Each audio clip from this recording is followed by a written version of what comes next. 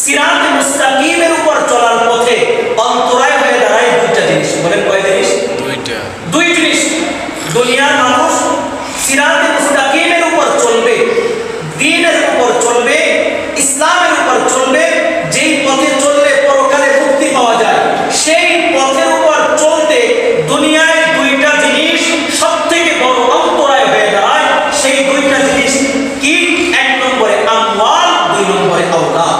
এক নম্বরে আমওয়াল, দুই নম্বরে আওলাদ। এক নম্বর হলো আমওয়াল, মাল, সম্পদ।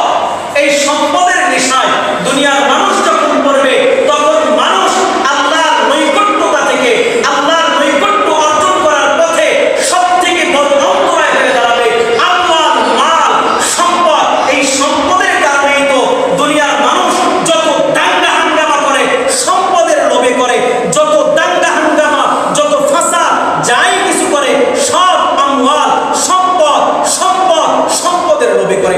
ভাই ভাইয়ের সাথে সম্পর্ক ছিন্ন করে সম্পদের লোভে, বাবা সন্তানের সাথে সম্পর্ক ছিন্ন করে সম্পদের লোভে, আলেম আলেমের সাথে বিদ্বেষ করে সম্পদের লোভে।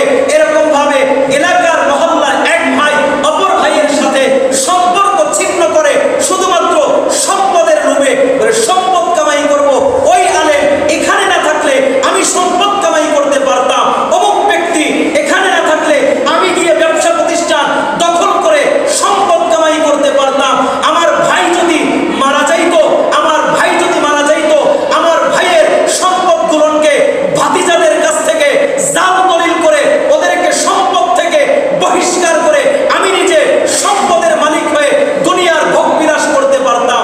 শুধু আমওয়াল, শুধু মাল, শুধু মাল। এই মালের পিছনে যারাই পড়ছে, সম্পদের পিছনে যারাই পড়বে, তারাই সিরাতে মুস্তাকিমের পথ থেকে দূরে সরে যাবে। দুনিয়ার আল্লাহ পাঠাইছে, আল্লাহর গোলামি করব। আমার যে আলোচনা সেদিকে দেওয়ার আগে ভূমিকাই তো শেষ করতে পারতেছি না। তো যে কথা বলতেছিলাম যে দুইটা জিনিস, এক নম্বরে হলো আমওয়াল আর একটা হলো আওলাদ।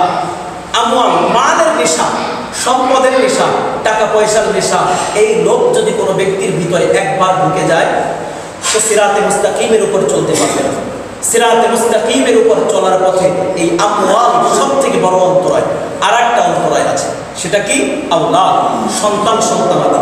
বলে আমার 4টা সন্তান আছে, আর একজনের আছে একটা, বলে তার থেকে আমি বেশি ক্ষমতাবান, আমি ডাক দিলে লাঠি 4টা করবে, ও ডাক দিলে লাঠি কেবলমাত্র ওর পিছনে একটা দাঁড়াবে। এই যে বড়াই, এই যে অহংকারী, এই অহংকারী করাটা